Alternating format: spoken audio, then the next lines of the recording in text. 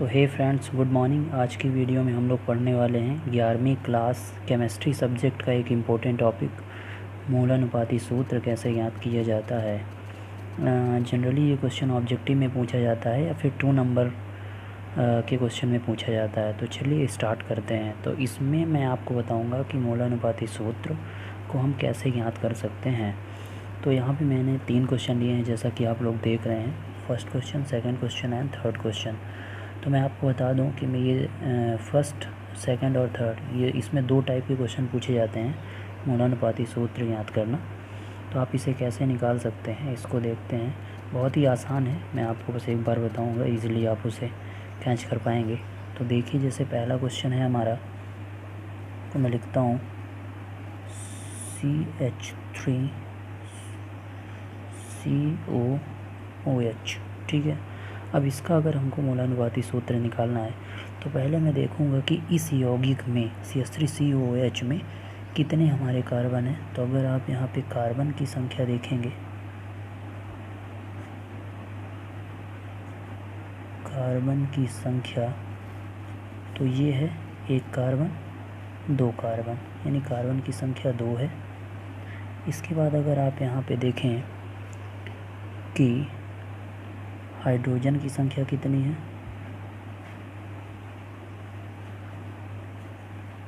Hydrogen की संख्या तो वो है 4। और अगर ऑक्सीजन की संख्या की बात करें हम यहाँ पे,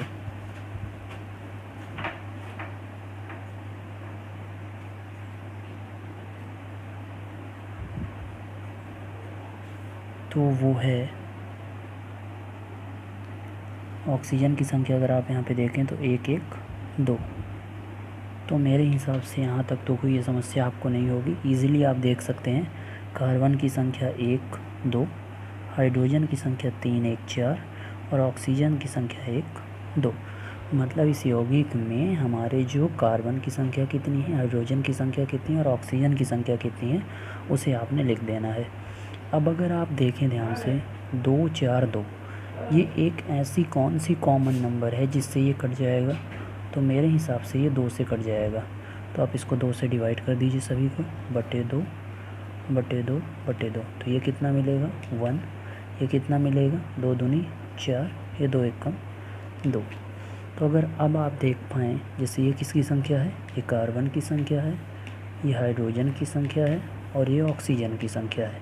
मतलब कार्बन यहाँ पे 1 है, हाइड्रोजन 2 है और ऑक्सीजन 1 है। अब तो ये किसी कॉमन नंबर से कटने वाला नहीं है, अतः इसका मूलानुपाती सूत्र होगा, अतः दिए गए यौगिक का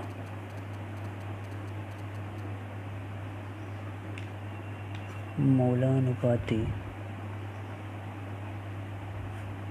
सूत्र क्या होगा, C1 है तो इसे हम नॉर्मल C लिख सकते हैं, H2 है तो H बेस में 2 लिखेंगे और ऑक्सीजन 1 है तो ऑक्सीजन यहाँ पे, यानी कि CH3COOH का जो मूलानुपाती सूत्र होगा वो होगा CH2O। तो मेरे हिसाब से कोई समस्या आपको नहीं होनी चाहिए इसमें।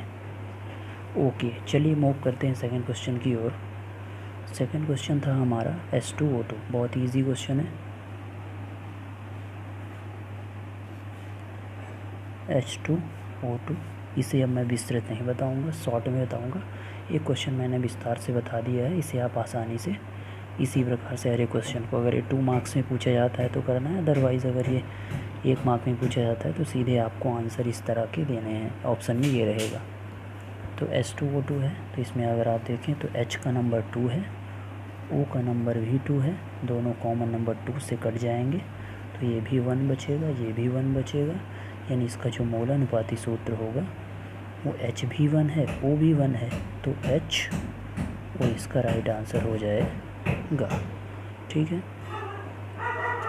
अब जैसे एक थर्ड नंबर आप देखें, यहाँ पे थोड़ा सा आपको इसकी वैरायटी मिलेगी। जैसे जो थर्ड नंबर क्वेश्चन है वो है CH3COOCH3।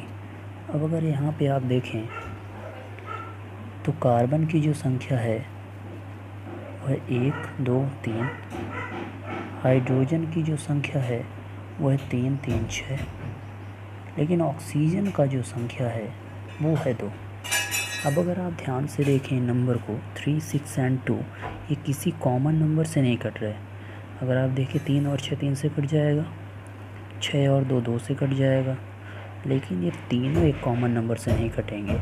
तो कहने का जो तात्पर्य है कि इसका जो मूलानुपाती सूत्र है उसमें कोई चेंजेस नहीं आएगा, वो बिल्कुल सेम रहेगा। कहने का तात्पर्य C3 है तो C3 लिख देंगे, H6 है तो H6 लिख देंगे, और O2 है तो O2 लिख देंगे। बस डिफरेंस इतना आएगा कि ये ऐसा लिखा था, इसको आप ऐसा लिख देंगे।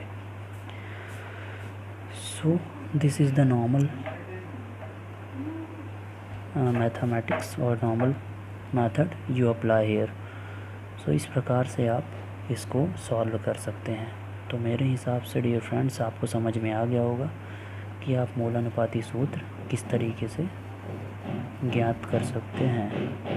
अब डियर फ्रेंड्स मैं आपको कुछ होमवर्क में दूंगा, आप उसको करेंगे, और अगर आपको कोई समस्या आती है तो आप वीडियो के नीचे लिखिए, तो मैं उसे आपका रिप्लाई ज़रूर करूँगा। तो मैं अब आपको होमवर्क दे देता हूँ, इसे आप घर में ज़रूर प्रैक्टिस करिएगा, अदरवाइज़ आपसे नहीं बनेगा।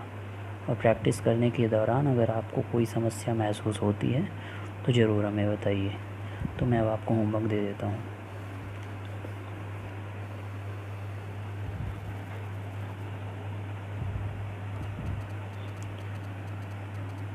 तो ये डियर फ्रेंड्स आपका होमवर्क है, जैसे कि आप देख रहे हैं लिखा है मूलानुपाती सूत्र ज्ञात कीजिए। आप इसका अपने फ़ोन में स्क्रीनशॉट ले लीजिए या फिर नोट कर लीजिए। 10 क्वेश्चन है टोटल।